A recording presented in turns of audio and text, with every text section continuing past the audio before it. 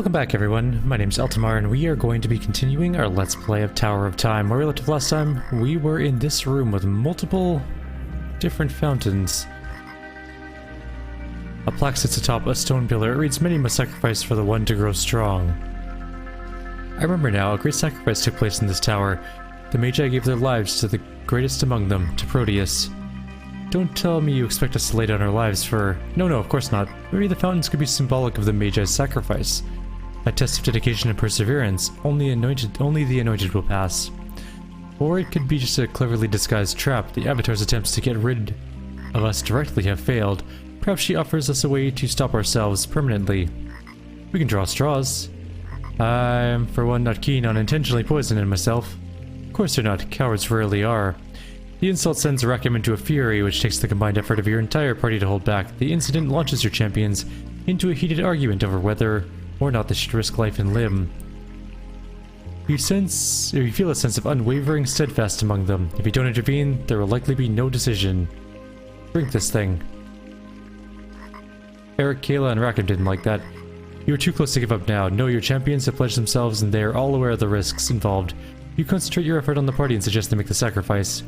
Your champions gather before the fountain. They examine their surroundings in silence until Cain finally speaks up. Then it is decided. We are all strong now. Giving away some part of our strength to another will increase our chances of completing the mission. We will follow the path of the ancient Magi and drink from all sacrificial fountains. Your party stands before a much smaller stone fountain than the one in the main chamber, simpler in design, tinted white, with no vegetation growing around it. The stone of the statue shows signs of extreme age with numerous fractures and crumbling pieces. As Rakim places his foot atop the edge, it breaks off a large chunk, crashing it to dust underfoot. Who makes a -4 might sacrifice? Sorry, Rakim. Let's go do all of them and see what happens. Maybe we don't have to do this, but I just want to see what happens if we do them all. -50 health. Rakim will just take the brunt of all of this.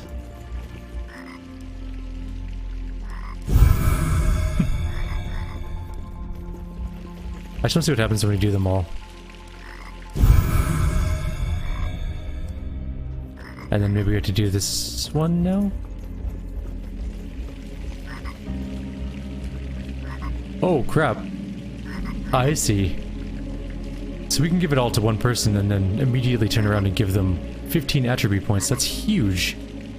Okay, let's go back quickly and just reread all the fountains, because we didn't actually read most of them. We are gonna do Rakim though, I think. We lose one with Kayla and get one with Whisper, that's not a big deal. Rakim will be drinking the -4 might. Let's read the next one. He'll take all of the brunt of it, and we'll give the 15 attribute points to somebody, I'm not sure who yet. Your party stands before a much smaller stone fountain than the one in the main chamber, simpler in design, tinted black with no vegetation growing around it. Numerous bones of various creatures surround the base of the statue. It appears that whatever drank from these waters did not fare well. Actually, you know what? We'll split it among the people we don't use. Just these two, mostly. Boron's health gone down a little bit. This one is simpler in design and tinted red. An abundance of plant life grows throughout the small room. The vegetation is all of a similar species and similarly withered. These are mana bulbs, or rather were mana bulbs. They were common around the tower in my time. Flowering plants that absorbed and radiated mana. Quite beautiful in bloom. Rakim takes the next one. Your party stands before a much smaller stone fountain than the one in the main chamber. Unlike the other three fountains, this one is unremarkable aside from the signs of the 4 elements. The black line crossed through all of them. The negatives from it are actually not that bad comparatively. But who do we want to give this amazing power to, the main fountain? I'm tempted to either give it to our main character or to our archer. Cain or our archer? 15 points is a lot of points to give.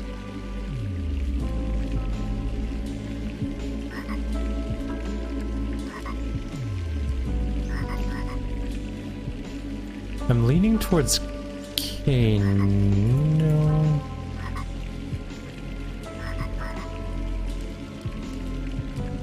Maeve. It's gonna seriously improve one of our characters, like a massive amount.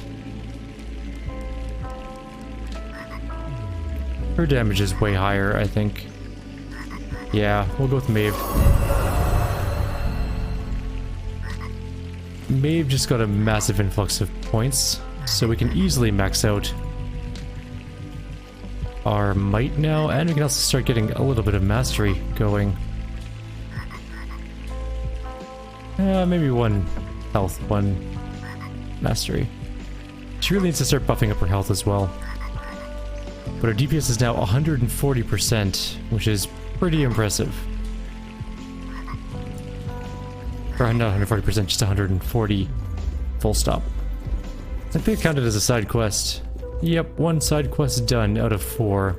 Requiem and Borum took a little bit of a stat penalty for that, but I'm pretty happy with the way it turned out in the end anyways, so we're going to continue on our way. There's an energy pistol up ahead. Oh, we got stuck by something.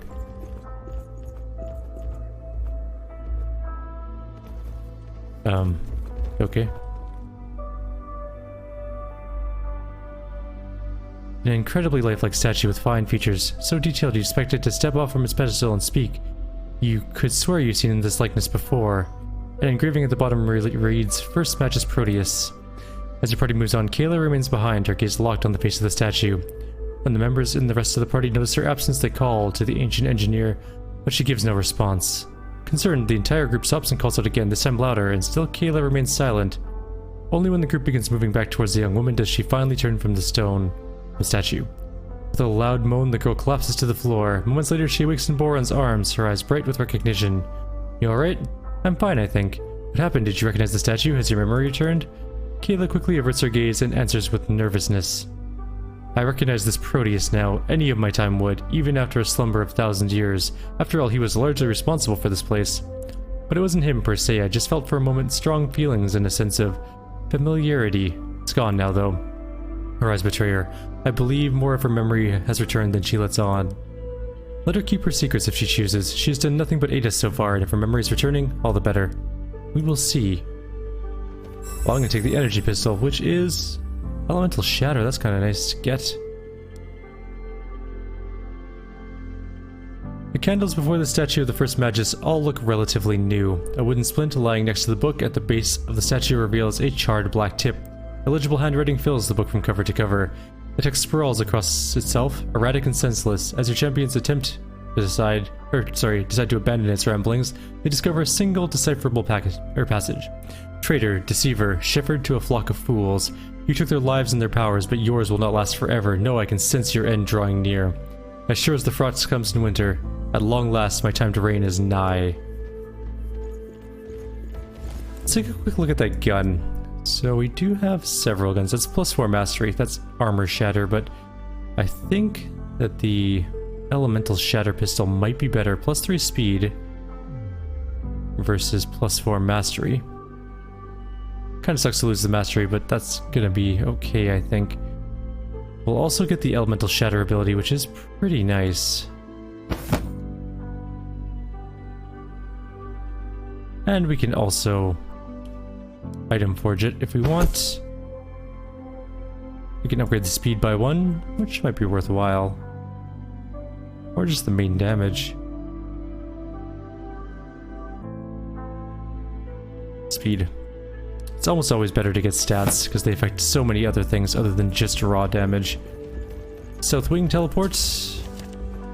We never did go for the travel disc route. Maybe we should go do that now. How do I get back there? Where's that one disc? That's that lever. Lever, travel disc. So we need to go to the council entrance and then over to the disc. Yeah.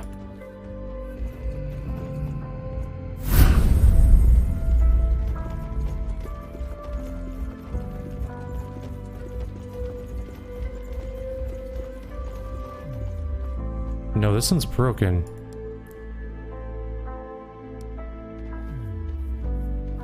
Where'd the other disc go? It wasn't here, was it? No, it's a lever.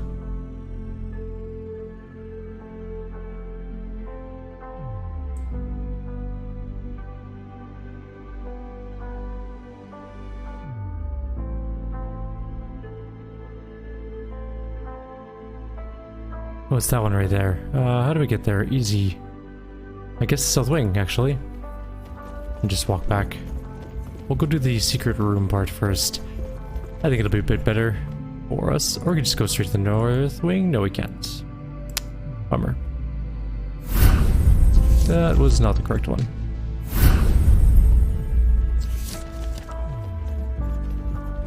Okay, so we go through the little teleporter, we go to the North Wing, I guess, and then we'll see where we're at in terms of stuff. We need to find more levers.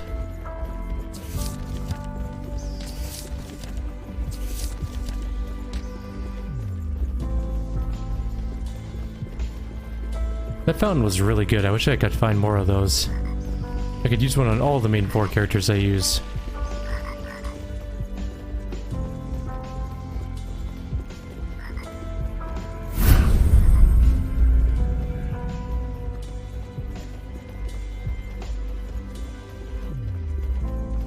A small chest, which has a really weird ring.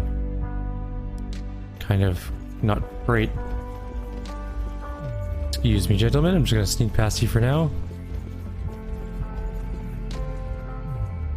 Grab that teleporter and some gold. And go do a fight, I guess. Get this treasure chest over here. Just a bunch of golems. Shouldn't be too hard, I don't think.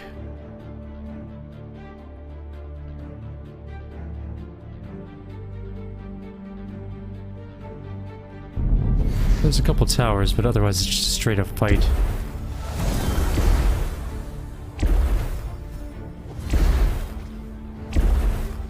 Okay, we should probably get some summons going.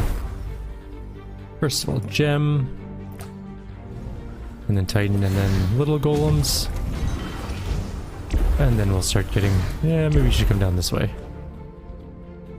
That side's already covered. Go tank.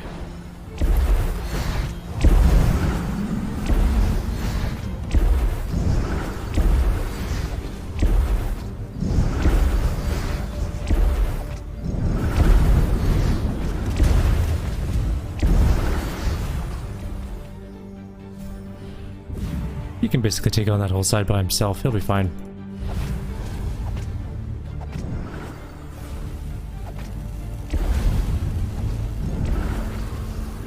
We'll keep a passive eye on his hit points. So far, he hasn't taken any damage.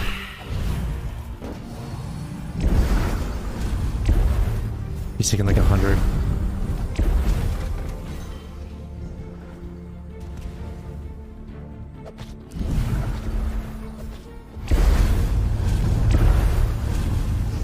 Oh, we're being attacked from behind.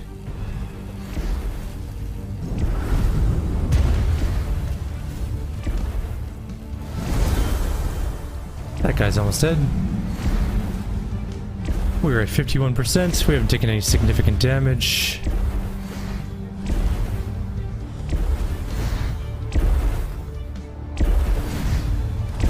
We need a better bow for her, eventually.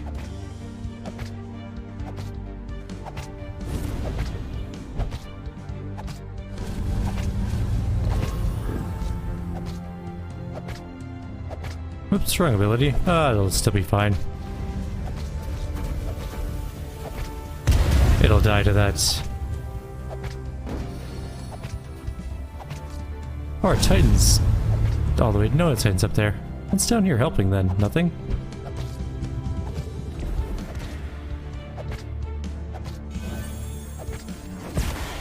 He just slowly kills things, very slowly.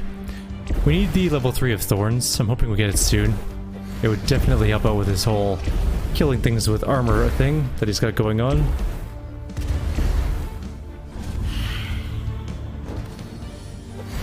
Heal my little golem matrons. Oops. No, you stay down here and fight. If there's anything that comes out of there, you'll take care of it. And otherwise, we got this side covered.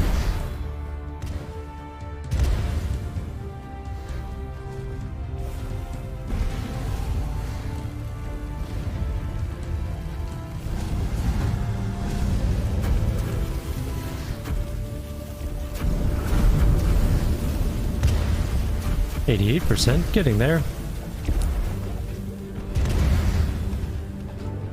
Takes forever to win these fights sometimes. If we could have just AoE'd these all down, it would have been much faster.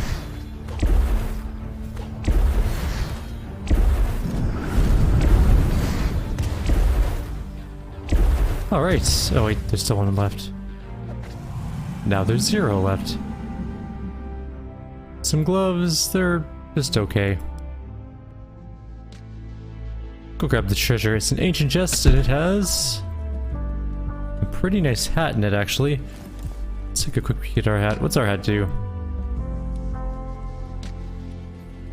It doesn't have mastery, that's what it does. We lose some movement speed, we lose a whole bunch of health regeneration. We gain 4 mastery. And I'm actually okay with that.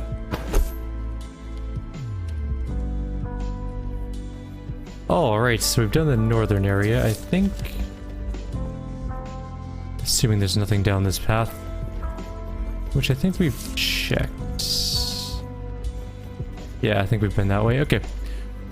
So let's teleport back to the south wing and then go fight another fight. Where's everyone going? There we go.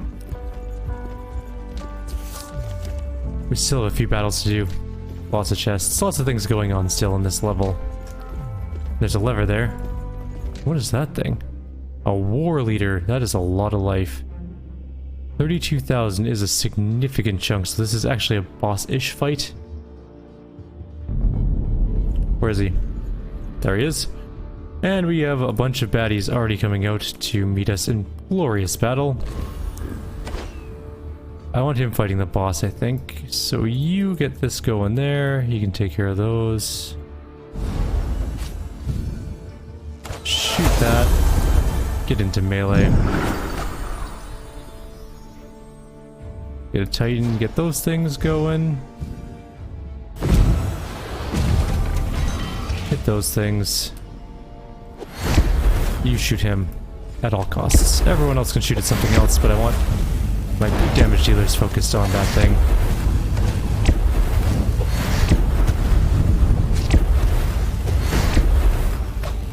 Okay.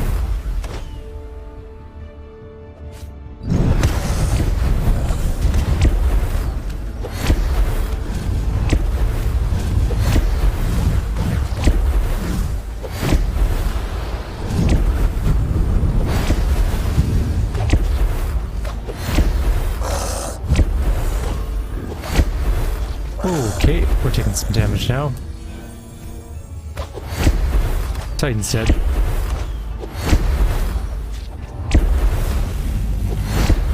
Time to move away for a sec. Oh, we're stuck in there with them. Oh, it actually sticks you in there. Can we get out? Yeah, we can get... Oh shit, so can it. Well, that is slightly uncool.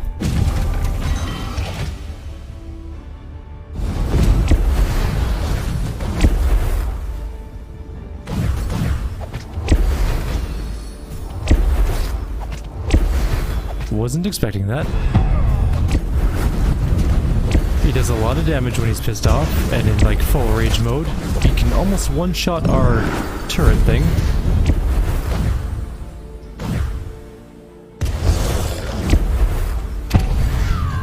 Come on, someone's gotta kill this thing.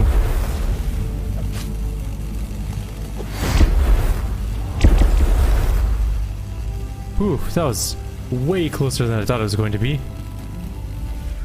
Did some crazy high damage. Now we can do advanced orc challenges. After the battle, Boron takes up one of the orc's swords. Its metal and craftwork are far more advanced than the orc's original weaponry. In fact, it appears to be more refined than most of your own party's weapons. This is not the craftsmanship of the crude creatures we encountered earlier. This is the weapon of a learned people, with expertise in metalwork, a keen understanding of craft tradition, and the means to mass produce. Perhaps, no, never mind, the odds of that are too unlikely. What elf of the Lothrian? Share your theory with us. I recall the notes of the Magus Sleeth. He mentioned that portals bridge not only worlds but time itself. I thought for a moment perhaps these orcs are indeed the ones we encountered earlier, only from a far distant future. Your insight may be more accurate than you suspect, Forest Mage. Indeed, I sense the same magical energies between both groups of creatures, and this is most disheartening. Why is that, Your Highness? If that is true, then who knows what else lays in wait for us? We may very well soon find ourselves the crude creatures and our opponents far more advanced. That is a possibility. Last lever is done. What is that? Oh, it turns on the thing. Perfect, let's go do that. Do we do that or do we continue on this little path? Let's finish up the path, find another teleporter. There's a control panel here. This large control panel has 4 separate displays with realistic images of different areas of the tower. The images change every few seconds. Kayla calls it a security display, which shows the actual places within the tower at this very moment. So it's a security network. Cool. I found a candelabra. Oh, we're gonna be attacked again. I just want the candelabra.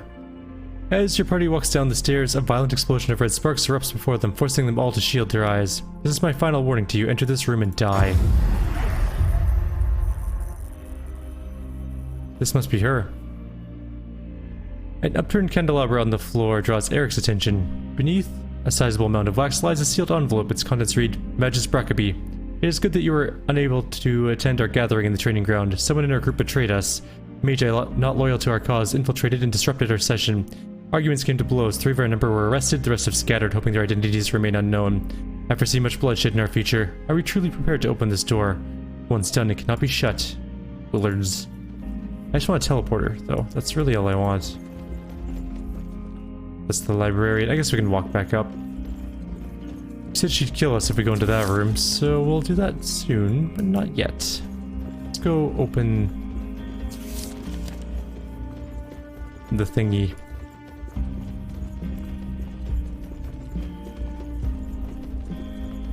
There isn't a teleporter up here somewhere, so that's just a bad trip. Teleport. Whoop. Alright, let's do this thing.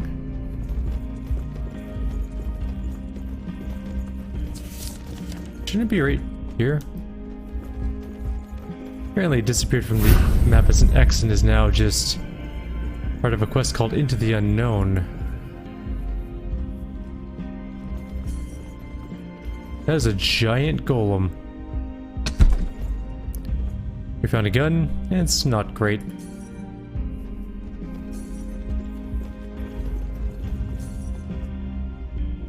There are no more blueprints on this level, so we're just gonna save our money for the next— oh, fudge. Alright, mimic it is. God, I hate mimics. I haven't had a mimic in so long, I was not expecting one at all.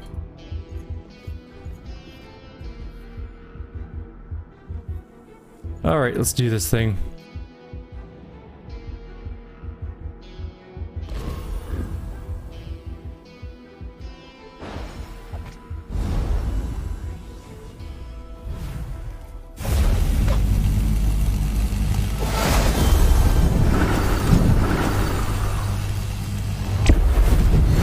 Alright, that should be enough intro stuff for this fight, hopefully. 86% already.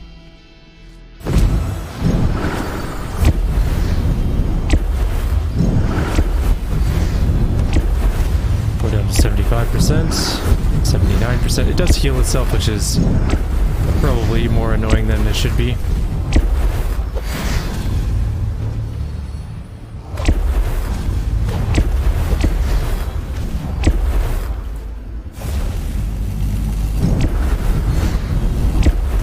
Down to 60%. We are taking some hits though.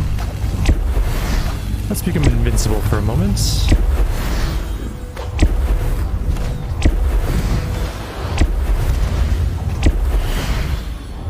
It's a big AoE. I hope it's not too bad. It's fire, explosions, stuff.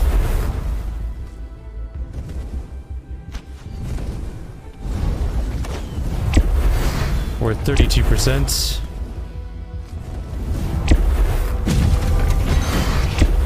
Oh, those immediately died.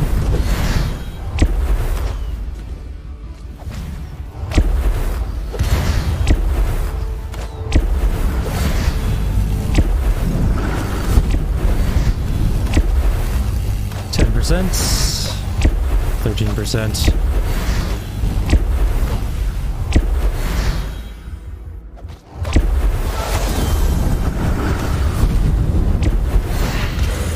That wasn't nearly as bad as some of the other mimics we fought.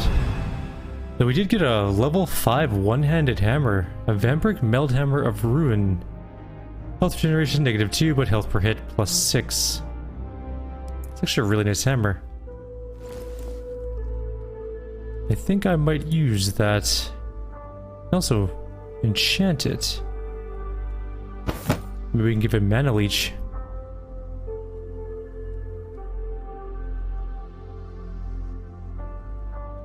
This sword is also really good too. I didn't realize how good this sword was. It doesn't have Mana Leech, but it does 4 Mastery. This does increase our damage by quite a lot too. Then again, we can item forge this thing. How many slots does it have? We can give it some extra damage. Its DPS will go up quite a lot. There we go. And then we can also enchant it, but we can't do that here. We have to go back to town to enchant, so let's do that.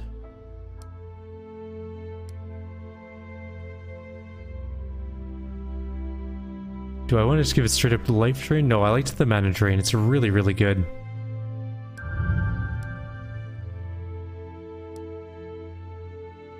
And what else can we do over here? We wanted to get a new bow, maybe.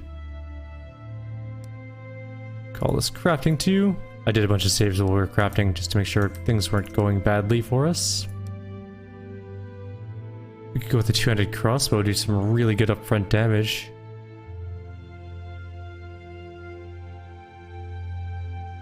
Let's try a two-handed crossbow relic. 6 mastery is pretty good. I don't think it's as good as our bow though. Let's just reload that. I don't think it's worth the gemstones. Let's go back to the tower. We're at 27 minutes. I think we might call it pretty quick here before we do this fight against that giant golem, but we'll do this chest first. What's it got? A very high armor penetrating bow with 3 slots to increase. Hang on, let's go take a look at our bow. So our current bow is 33 DPS, this one is 19, so there's no way that that bow is better. We do lose mana per hit, but that's not a big deal because we are using just sheer damage, mostly. So I guess not. This does void damage.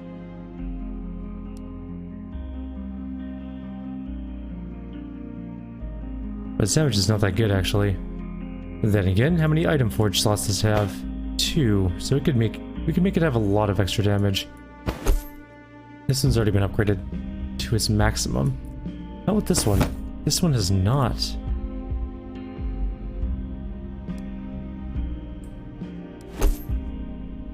Did a little bit more damage now. It's a tough call. It's a dumb ring.